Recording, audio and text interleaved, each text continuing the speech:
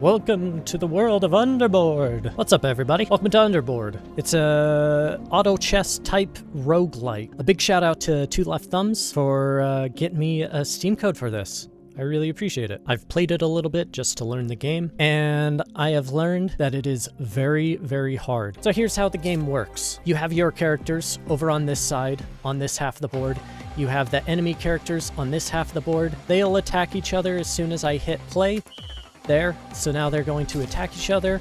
They do it automatically, so as soon as this person dies, there we go. This nurse, she deals damage and has a skill power, etc., etc. But the thing to pay attention to each character is right under nurse it says anticipation. She has 1 point in that and 1 point in preparation. Because I have 1 point in preparation, every character that has any preparation, they get plus 30% skill resistance. Same thing with anticipation, except she doesn't get anything for anticipation until I get to 3 points. Let's go to a bonfire. At the bonfire, we get to choose new heroes. Something that I've noticed, I want to use the energy stuff as often as I can. Those are what deal the real damage. This guy is basically a tank.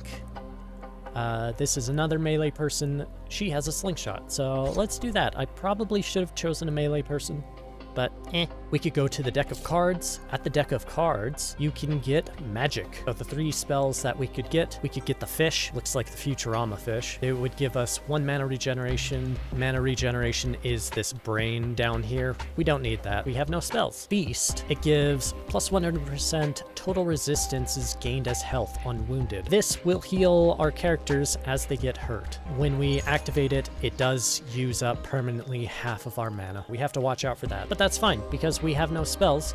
We can't use mana anyway right now. We'll just stay right here.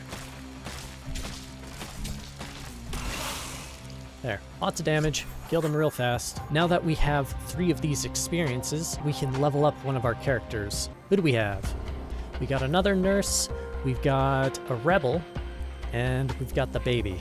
I think let's get the rebel so we can have a melee person. This person has accuracy, grace, and reach. Grace plus 20% energy pulse chance. Accuracy is attack speed increase as soon as I get to 2 points. 20% damage with ranged hits. Let's see, plus 3 energy regeneration, plus 30 energy on combat start, or 30% attack damage while flanking. I'm not a huge fan of the percentages. 30% of 30 put her to 39 damage.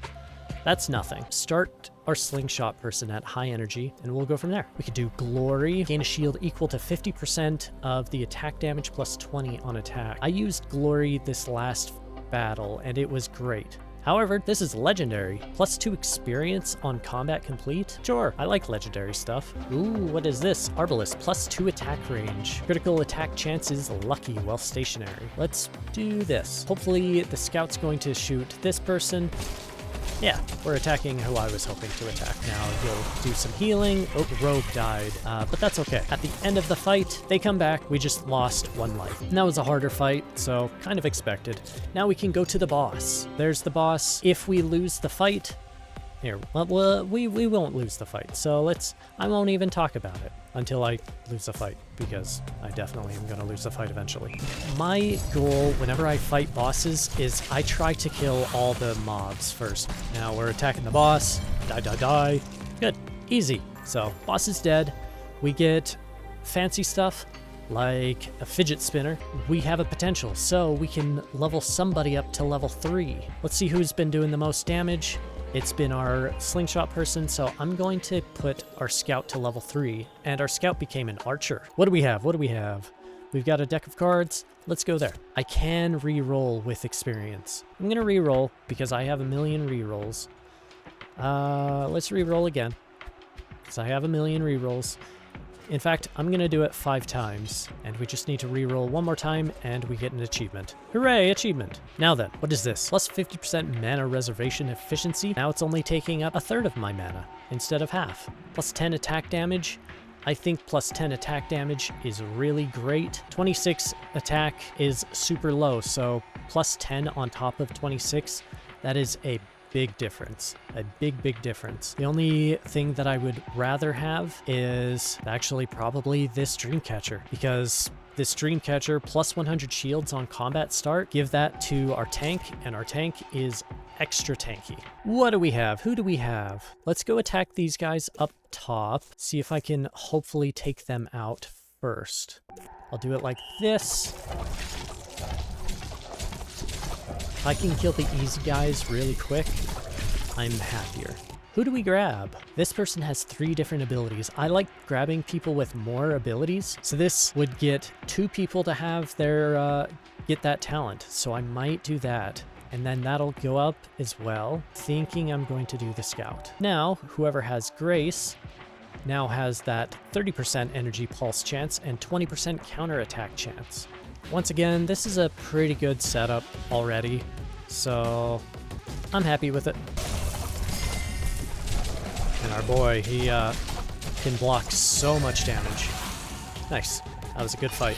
This next boss fight is going to be tricky without active spells, but it is what it is. Our defender died pretty much instantly. It's not a great defender, apparently. And we're gonna lose this fight. So we lost the fight. That means we lost a whole ton of health. We lose more health than just all of our guys. It's like all of our guys plus an additional 20. Oh yeah, it says right there, life damage on losing a combat is 20. So I lost the combat. But we can see all of these guys are kind of silhouetted, except for this guy. This is the guy that survived the fight. They have 25% less health now than they did at the start. So what I can do, instead of taking out all of these guys, I can tell my entire team to focus down the boss. The boss is the one that deals crazy damage to us, so we need to kill him as fast as possible. Is this defender, is he level 1? Has he been level 1 this whole time? Well, now he's a bit better, so there's that. Hooray. Now if we take out the bosses as soon as possible, now we won't be taking crazy damage from that guy, and we could take out everybody else relatively easily, except for this guy. He's tricky. There. And we won. That was just round 1. Now, none of them, they're all back to having full health. We're still at full health, which is nice. We need to do it again. We're doing okay.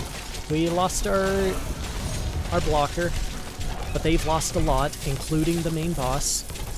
We should win. There we go. Who should we upgrade and morph?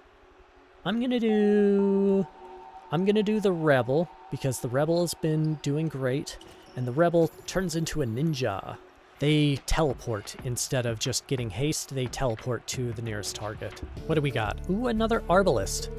We're gonna take another Arbalist, and we're gonna give it to the other Scout. Yeah, I think that'll be really good to do. This guy has plus 300 armor on wounded and plus 20 thorns. What does Thorns do? Deals deadly piercing damage against adjacent attackers. So if I can take out that guy with a bow... There we go. That guy was taken out and dealt 0 thorns to me. There. Good fight. Very good fight. We have so much experience.